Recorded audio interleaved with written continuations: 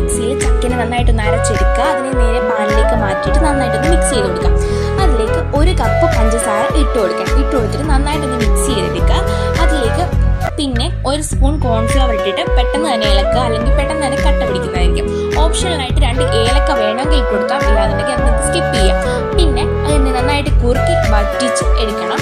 പിന്നെ ഒരു മിക്സിയുടെ ജാറിലേക്ക് കുറച്ച് തേങ്ങ ഇട്ടിട്ട് തേങ്ങ നന്നായിട്ടൊന്ന് അരച്ചെടുത്തിട്ട് അതിലേക്ക് അത് നെയ്യിലൊന്ന് ഫ്രൈ ചെയ്തിട്ട് മാറ്റി വയ്ക്കണം. പിന്നെ നമ്മുടെ പാനിലിരിക്കുന്ന ചക്ക അത് നന്നായിട്ടൊന്ന് പാനിൽ നിന്ന് വിട്ട് വരുന്ന പരുവം ആകുമ്പോഴത്തേക്ക് മാത്രം സെറ്റിംഗ് ട്രേയിലേക്ക് മാറ്റിയിട്ട് അതിനെ നന്നായിട്ടൊന്ന് ലെവൽ ചെയ്ത് സെറ്റ് ചെയ്ത് ഫ്രിഡ്ജിൽ ഒരു ½ an hour ഫ്രീസറിൽ വെക്കാം. പിന്നെ അതൊന്ന് ഡീമോൾഡ് ചെയ്തെടുത്തിട്ട് അതിനെ നമുക്ക് പ്ലേറ്റിലേക്ക് സെർവ് ചെയ്തിട്ട് നമ്മുടെ ഗീക്കകത്ത് ബാക്കി വെച്ചിട്ടുള്ള നമ്മുടെ കോക്കനട്ടിലേക്ക് ഈ ഒരു സംഭവം മിക്സ് ചെയ്തിട്ട് നമുക്ക് സെർവ് ചെയ്തിട്ട് കൊടുക്കാം.